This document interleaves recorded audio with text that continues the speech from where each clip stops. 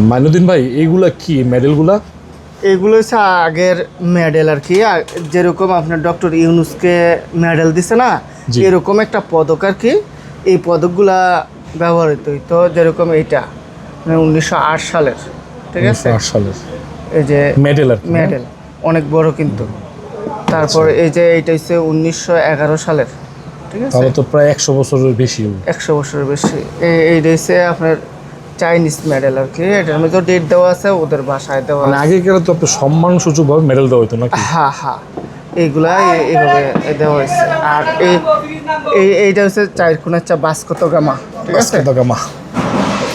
এটা এটা মেডেল না? হ্যাঁ, এটা মেডেল। এটা 1998 সনের, এই যে ছোট্ট করে দেওয়া আছে আপনার।